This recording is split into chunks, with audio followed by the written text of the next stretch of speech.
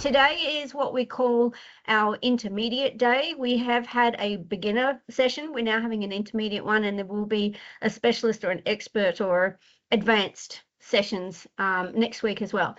This one today is focused around those in positions that are officially titled compliance officers, compliance managers, more than necessarily trainers and assessors. However, in saying that, more than happy to talk to anybody who actually wants to know a little bit more about compliance. So today's session, I'm going to start presenting.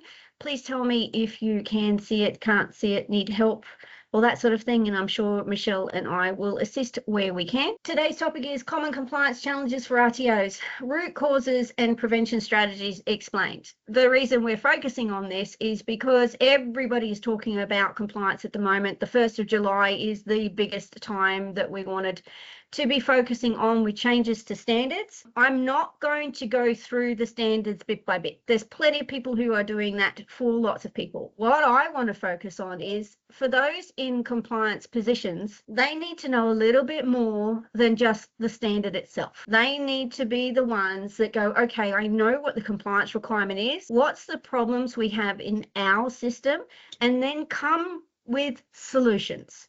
If you're in a compliance coordinator, operations, just even an officer position, you're going to do daily activities related to compliance, and to do with, it might be compliance of a contract, to do with an RTO, it might be compliance with the standard, it might be just a simple compliance of, and I say simple with a little bit of a jest, training and assessment strategies. Not simple, but simple in the bigger scheme of things. So it's not good enough just saying these are the problems coming up. We actually have to work with people that we're working with and come up with the solutions, either as a suggested solution or a final solution, or at least have those discussions related to the solutions. Now, understanding what the critical factors are starts the process. So let's just have a look. Some of the challenges faced by RTOs in compliance. Assessment has been one of the biggest problems across all RTOs for as long as I've been in compliance, and that's 3 decades or 30 years. Now, with the new standards, there's a change in the fact that they're specifically looking at pre-use or review before you use, and validation. Some people are saying validation as a whole, and I actually like to use that term. Some people say you need to use exactly what's required in the compliance. Go for it, that's fine too. But I think best practice is actually over and above. So the big areas of non-compliance for these parts of assessment, whether you call it pre-use review, whether you call it validation, whether you call it internal audit, whatever you call it, the problems have been, to date, are practices that lead to under-preparing learners for inaccurate assessments. So the problem here is you're not providing assessments that are compliant to the unit, which then leads on to problems for learners and candidates or students, which then leads on to problems for employers. So this is one of the key challenges you need to face. You need to understand everybody in this process, need to understand not only the outcome, but where these originally come from.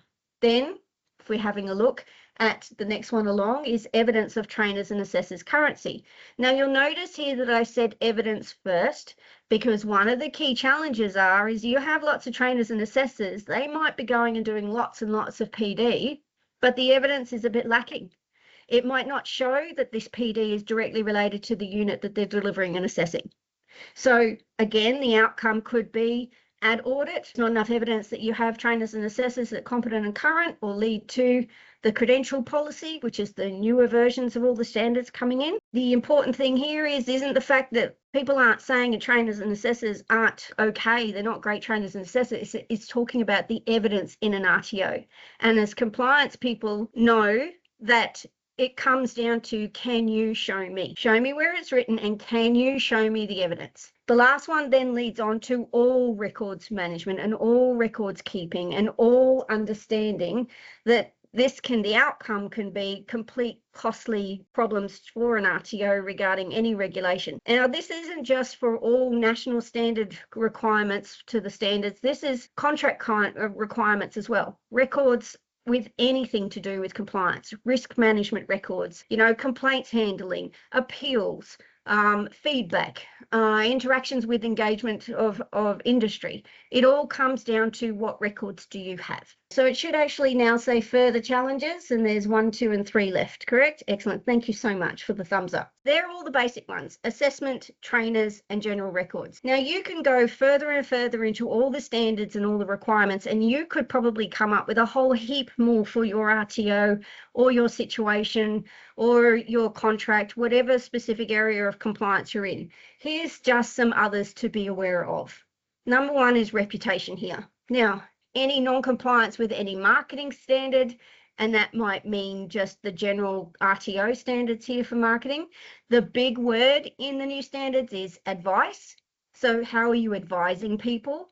If you're non-compliant with marketing, this can lead to not only non-compliance for your RTO, but it can lead to reputational damage and also then decreasing in enrollments, because social media is everywhere. It's really easy to do something that you're not compliant with accidentally. The big thing here is in your compliance role, you might not be doing the actual social marketing, for example, or the marketing parts of this, but you have responsibility to use your knowledge and assist everybody else in the organization. So I've started talking about solutions. Let's just keep going with challenges. The second one is a financial one. I've been in positions with RTOs that I have been right at the beginning of my career. I was a compliance officer, and I did not get to touch anything to do with finance. And that's fine across a lot of providers. That's what happens. You then report stuff to your manager, and the manager reports to their senior staff, and then that senior staff might report to a board. But as a compliance officer or a compliance manager or a coordinator, you should still be very aware of what the requirements are, because it's no longer okay to say, it's not my job, or that's not what I have responsibility for. If you know something related to financial challenges, a cost associated with a solution for a compliance process, you should provide that information. That's all you can do, that's fine. But at least you've done that part, that communication part. So the next challenge here is to do with safety and well-being.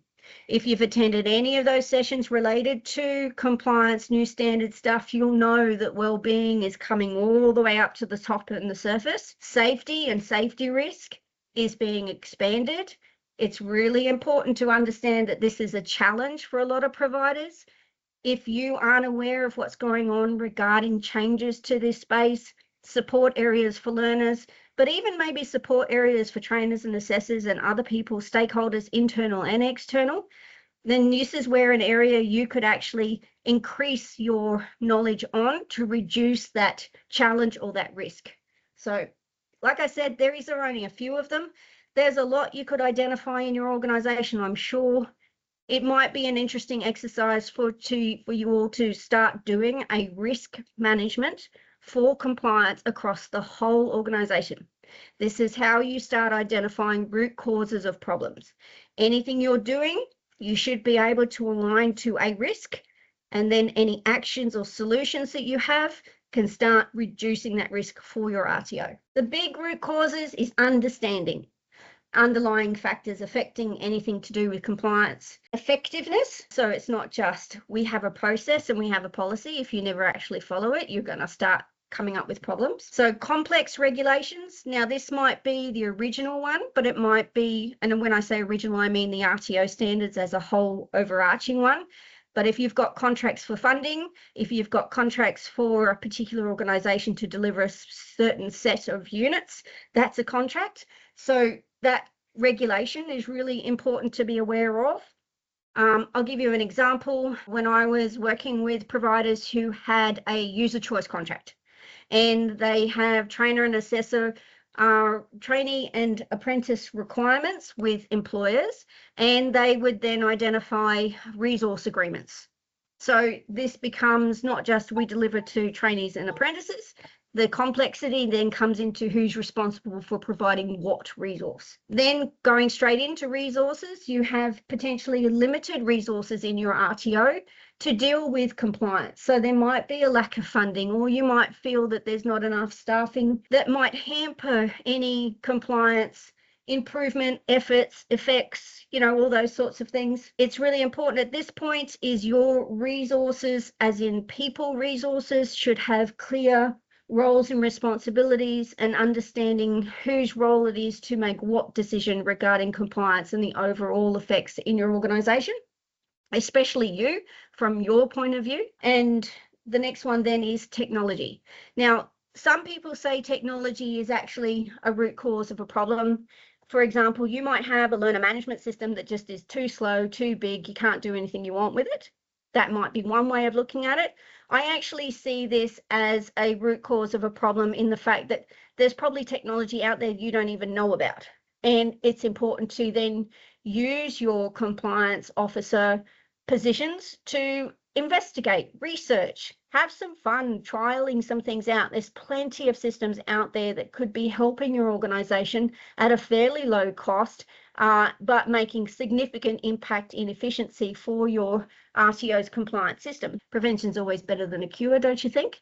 If you already know what the requirement is, you're not putting out fires. If you already communicate what the requirements are, you're going to stop fires in their track because people have more of an understanding. If you don't understand what the requirements are, that's your first root cause problem. You need to fix that. If your organization doesn't understand, for example, as you can see on the screen, clear assessment guidelines. What are assessment guidelines as an example? What practices do you use in your organization? Do you know what qualification or course you use? Do they use the same assessment practice? Do you have an RPL process? These are specific areas in the standards. It's going to slightly change depending on where you are, who you deal with, but to prevent any problems associated with assessment, knowledge is key, then sharing that knowledge, and then understanding whose role it is. The next one too is then goes on to ongoing professional development. And this is a big area that I know there's a lot of people out there doing a lot of professional development. Always be wary that they're trying to cover a lot of spaces, and you need to be drilling down into the places that you need to be. Let me explain myself. If you're a trainer and assessor in business, your PD can't just be, I go to vocational education training all the time. I do lots of PD and vocational training, facilitation, learning design, all that sort of stuff, because you're also in the industry of business. So you need to be doing professional development in business industry specific sort of a thing. Chamber of Commerce is a great business industry sort of a PD place. If you know the types of systems that some businesses use, you might be in the retail business, for example, and you're a trainer and assessor delivering training and assessing in retail, and you're trying to use very outdated resources, then A, your assessments are going to be wrong. B, your PD is not showing you the correct thing. If you're not following your training package and understanding the units of competency, core and electives, there's all sorts of specific PD you should be looking at. So to prevent any problems related to trainers and assessors not having the right qualification or evidence of it, go back to that source of what PD they're doing, why are they doing it, link it to a risk in your RTO, go back to those root cause problems of and challenges of compliance, then make sure you provide a strategy and a solution of how to fix it. The last one goes back to that record keeping again. If you have a system that deals with compliance issues, that gives you that history, that recording, that process of this is where we started, these are the improvements we made, then you will have much more confidence that your compliance areas and root cause of problems of compliance are going to be reduced, and you can start focusing more on the preventing. Set up sessions of communication throughout your RTO. There's nothing wrong with putting on newsletters, for example. There's so many different social media ways of providing information. to internal people as well as external people. So start investigating those solutions. Continuous improvement is the foundation of sustained success, ensuring compliance and enhanced training quality. And the other thing is with the new standards, it's always been a must do, but they're actually going to be drilling down on this one. So it's actually really quite important that we're doing this continuous improvement with professional development and everything as well. So that's why we're here today, supporting you guys. And we're focused on just 20 minutes of really quick bashing, you know, the actual content out, rather than making you sit there for hours or taking up too much of your time. Continuous improvement can mean a variety of things for lots of people, but I think if you can really identify those challenges that you have, find out the risk, and then set about the prevention, that continuous improvement will just occur anyway as a matter of course and a matter of compliance culture, rather than we have to do this for the standard, here's the evidence, don't have to look at it again. Mapping's very much like that. TASs can be like that too in the past. If you're actually using these materials, these records, as the places to go for information and sharing them with people, then, you know, you're actually going to get a lot more prevention rather than fire, you know, breakout. I'm sure you may have been in the situation where an example is the marketing team have thought up, oh, this is really great. We're going to get on TikTok and we're going to do these wonderful things, right? I'm going to say it. They don't make sure they use your RTO number. They refer to courses incorrectly. They use wrong course codes. They might use inappropriate pictures that don't actually show the course, all because it was really quick to do on TikTok. If they were given, say, for example, a pro forma to understand what is required and why, have those PDs internally to say, okay, the problem here is if we don't do these parts, then this is what the outcome is going to be for our students, for our employers, for our staff, for our RTO as a whole. You go, okay, I've identified the risk. This is preventing it because we're giving them the PD. Then you come up with a solution to say, okay, we're only a small team, for example. If we can just have a quick marketing chat, this is what your plan is for your social media for the next month. Can you see any compliance problems? If we do it this way, can we do that? Does this comply? And so on. So you could do this with one person. It's down to knowing how to apply what you have to do, but also then understand that you're still an RTO and you have to run a business.